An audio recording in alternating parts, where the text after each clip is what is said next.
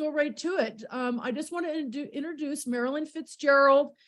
She has a message that she would like to share with everyone.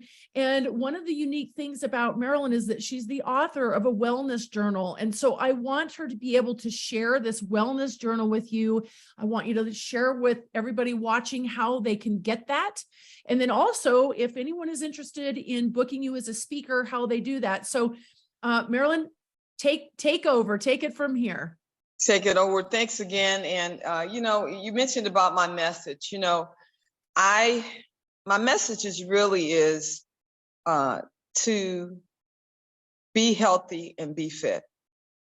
And I worked in the fitness industry for over a decade for major fitness clubs.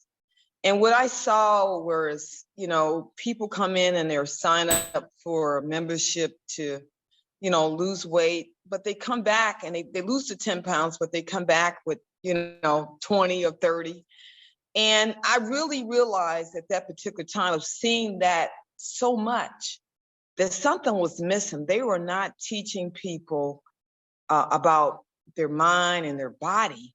And I just said, I really don't want to be that person. I wanted to be a person that changes a person's life, though, so they don't see themselves using food as a way to cope, as a way to hide, meaning stuff down emotions, or as a way to deal with life stress. And so with that, I took on a different title. And what that means that I took on a holistic, healthy lifestyle coach.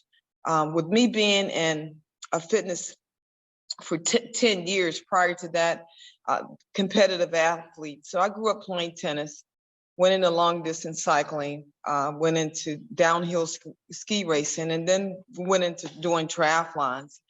And what I know from sure is just having the ability to exercise and what it does, do for me and does for me, that took me into the arena of, the fitness clubs. But like I said, I did not want to just deal with the physical body.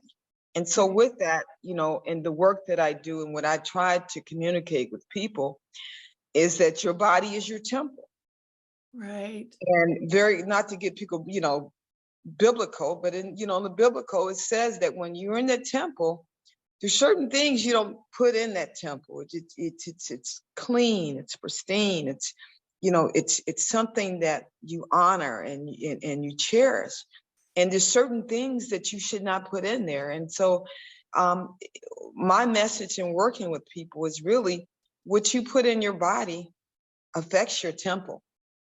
Right. It affects how you think, which I talk about in my presentation. And it also affects how you feel. Many years ago, I was on radio. And at the time, I was actually doing a lot of public speaking. I spoke for many seminar companies and on the road, I'm doing these conferences. So I'm in, on the plane, then I get off the plane and go to the conference facility. Well, that was very stressful for me. And I started I had some symptoms, which is known now as called foggy brain.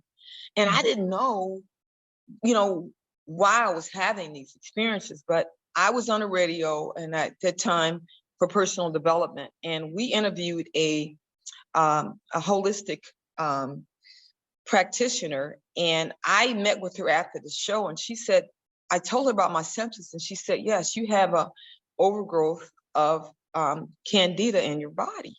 And I'm like, really? And so that was my awareness that you can look physically fit, but yet you might be spiritually and emotionally unfit. Mm-hmm. And in my case, even though I was eating healthy, my emotional body was out of control. Mm-hmm. Does that make sense? It makes total sense. I can track my food, my emotional habits, my physical habits all in one. And it's called the Spirit of a Winner 31-Day Guided Journal.